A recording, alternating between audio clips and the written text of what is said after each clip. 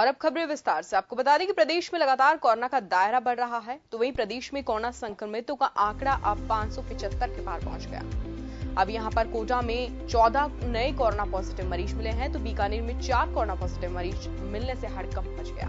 इनमें 3 बच्चे और 1 महिला शामिल है। आपको बता दें कि बीते 10 दिनों में 575 के पार यह आंकड़ा पहुंचा है। प्रदेश के 33 में से 24 जिले कोरोना की चपेट में हैं। राजधानी जयपुर में सबसे ज्यादा 220 कोरोना पॉजिटिव मरीज हैं, तो वहीं प्रदेश में कोरोना से अब तक 8 लोगों की मौत हुई है। प्रदेश का जो आंकड़ा है कोरोना को लेकर लगातार बढ़ रहा है। हालांकि पुलिस और प्रशासन काफी सतर्क यहां पर है।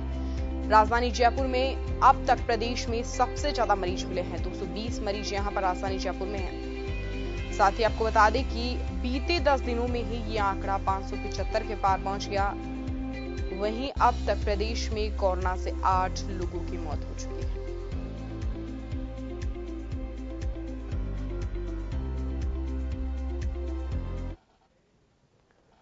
ज्यादा जानकारी के लिए हमारे सहयोगी विवेक हमारे साथ लाइव जुड़ चुके हैं। विवेक, जानना चाहेंगे जो ये कोरोना का आंकड़ा है लगातार प्रदेश में बढ़ रहा है, 575 के पार यह आंकड़ा पहुंच चुका है। बीते 10 दिन में ही यह आंकड़ा 575 के पार है। फिलहाल क्या कुछ जानकारी है? प्रियंका, देखिए, कोरोना संक्रमण देश ही नहीं प्रदेश में भी जो है लगातार तेजी से बढ़ रहा है।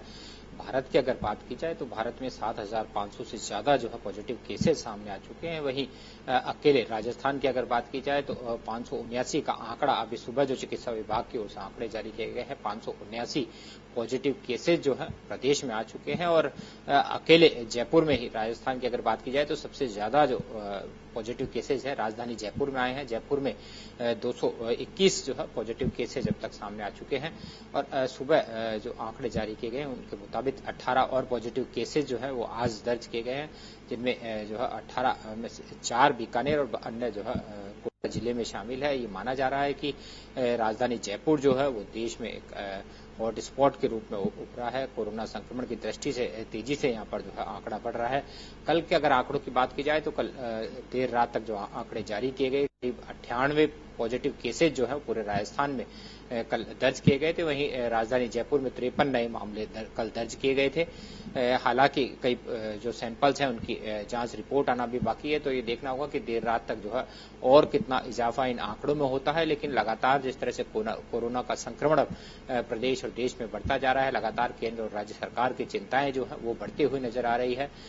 परकोटा इलाके में सबसे संवेदनशील इलाका जो है परकोटे को इस वक्त माना जा रहा है, क्योंकि परकोटे में हालात जो है काफी चिंताजनक है। रामगंज इलाके से जो संक्रमण यहाँ शुरू हुआ था तेजी से जो है अब रामगंज के अलावा अन्य इलाकों में भी फैल चुका है। कई थाना इलाकों में, परकोटे के 7 थाना इलाकों में कर्फ्यू लगाया गया था। उसके बाद 3 अन्य थाना इलाकों में कर्फ्यू लगाया गया था। और कल भी जिस तरह राजा पार्क में पॉजिटिव केस सामने आया, उसके बाद में गुरु नानकपुरा के पॉजिटिव जो था उसके घर के 1 किलोमीटर के दायरे में जो है कर्फ्यू लगाया गया है। अब पुलिस प्रशासन का यही प्रयास है कि जहां भी पॉजिटिव केस सामने आता है वहां कर्फ्यू लगाकर स्थिति को नियंत्रित किया जाए, लोगों को घर में रखने को मजबूर किया जाए, जिससे कोरोना का संक्रमण जो है वो और अधिक फैलने से रोका जा सके। साथ ही किस तरह से इस चैन को तोड़ने की आगे प्रयास किए जाएं, कौन कौन लोग उनके कांटेक्ट में आए थे पॉजिटिव केस की, इनकी तमाम सूची बना करके जो है अब चिकित्सा विभाग भी लगातार इस संक्रमण को जो है रोकने में प्रयास कर रहा है। वहीं कल जयपुर शहर के जो नोडल अधिकारी अजिताभ शर्मा को बनाया गया था, उन्होंने पुलिस कमिश्नर, जिला कलेक्टर के अन्य अधिकारियों के साथ में जो है शहर भर का दौरा किया था, तमाम हालातों का जायजा लिया था। जिस तरह के जो सैंपल्स किस तरह लिए जा रहे हैं, किस तरह की व्यवस्था जो है वो यहाँ पर है, कर्फ्यू की स्थिति क्या है, धारा 144 की जो सख्ती से पालना हो रही है नहीं हो रही है, तमाम मसलों को लेकर के उन्होंने बातचीत यहाँ पर पुलिस अधिकारियों से की थी। पूरे शहर का निरीक्षण करने के बाद जो है कर्फ्यू में और सख्ती के उन्होंने निर्देश दिए हैं कि लोग जो है घरों से बाहर ना निकल पाए, जिससे कोरोना का संक्रमण जो है उसको रोका जा सके। लगातार राउंड द क्लॉक 24 घंटे जो है पुलिस कमिश्नरेट में बना अभय कमांड सेंटर से लगातार निगरानी रखी जा रही है। ड्रोन कैमरों से जो है परकोटे क्षेत्र में निगरानी रखी जा रही है।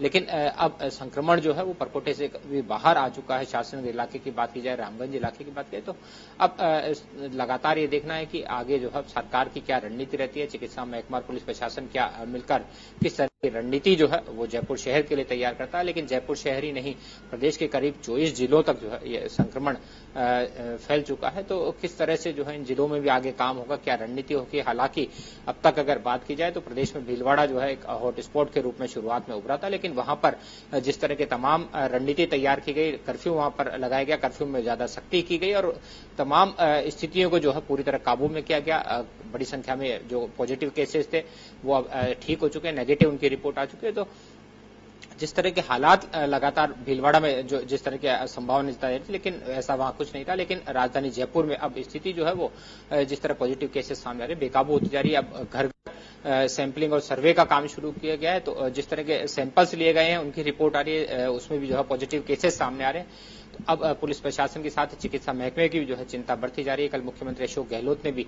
जो है वीडियो कॉन्फ्रेंसिंग से कई मसलों को लेकर के चर्चा की थी और देर रात जो है बड़े ऐलान किए थे, अगर सार्वजनिक स्थानों पर थूका जाता है तो उसके खिलाफ सख्त कार्रवाई की जाएगी। इसके साथ ही जो तमाम ऐसे लोग कार्मिक जो कोरोना वॉरियर्स के रूप में काम कर रहे हैं उनको जो है कोरोना संक्रमण के चलते अगर किसी तरह का नुकसान उनको होता है, उनकी मौत होती है, तो 50 लाख का जो है बीमा उनके परिवार या मृतक आश्रितों को दिया जाएगा। इस तरह के 2 बड़े ऐलान भी यहाँ पर किए गए थे। तो माना जा रहा है कि राज्य सरकार भी पूरी तरह कोरोना से जंग को लेकर के तैयार है। वहीं प्रधानमंत्री नरेंद्र मोदी भी आज जो है देश में लॉकडाउन बढ़ाने को लेकर के तमाम मुख्यमंत्रियों से वीडियो कॉन्फ्रेंसिंग के जरिए संवाद करेंगे। ये माना जा रहा है कि जिस तरह के हालात देश में बन पड़े हैं, कोरोना का संक्रमण जो है तेजी से फैल रहा है। राजस्थान की अगर बात की जाए तो 33 में से 24 जिलों तक ये संक्रमण फैल चुका है। तो अभी लॉकडाउन को जो है आगे और बढ़ाया जा सकता है। अप्रैल महीने तक ये लॉकडाउन बढ़ाने की जो है घोषणा की जा सकती है। हालांकि तमाम जो मसला है उसको मुख्यमंत्रियों से चर्चा की जाएगी, जिसके बाद में इस तरह का जो है ऐलान किया जा सकता है। लेकिन अब यही देखना होगा कि आगे और क्या रणनीति जो है केंद्र और राज्य सरकार मिलकर तैयार करते हैं।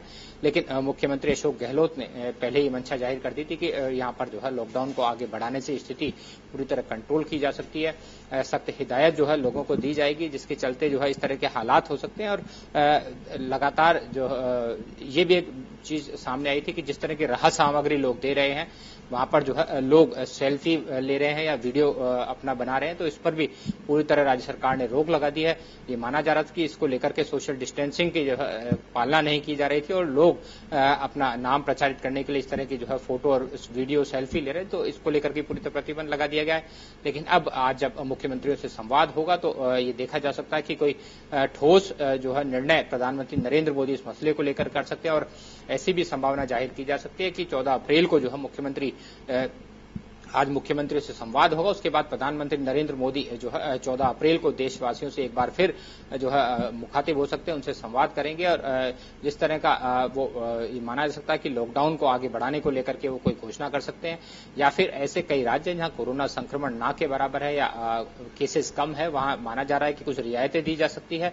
लेकिन उन राज्यों और उन जिलों की सीमाओं को जो है पूरी तरह सील रखा जाएगा, जिससे बाहरी संक्रमण जो है बाहर से भीतर ना आ सके। तो पब्लिक ट्रांसपोर्ट है उसको लेकर के कई तरह की रियायत दी जा सकती है, और जो रेल और बस सेवा को लेकर के जिस तरह के कई कयास लगाए जा रहे हैं। लेकिन क्या किस तरह की रियायत दी जाएगी, सप्लाई चेन को किस तरह मेंटेन किया जाएगा, ये तमाम मसलों को लेकर के जो है ये माना जा रहा है कि जल्द कोई बड़ा निर्णय जो है केंद्र सरकार के स्तर पर लिया जा सकता है। साथ लेकिन प्रदेश में सप्लाई चेन बढ़ाने को लेकर के मुख्यमंत्री ने पहले ही जो है सख्त हिदायत अधिकारियों को दी थी कि इस तरह के कारखाने और उद्योग जो राशन सामग्री जहां पर तैयार होती है या जो कहना चाहूंगी। बहुत धन्यवाद तमाम जानकारी के लिए। वहीं हमारे सहयोगी बीकानेर से रामस्वरूप भाटी हमारे साथ फोन लाइन पर है। रामस्वरूप, जानना चाहेंगे, लॉकडाउन का माहौल है लेकिन यहाँ पर कोरोना के नए पॉजिटिव मरीज मिले हैं, फिलहाल किस तरह का माहौल वहां पर है, क्या कुछ जानकारी है?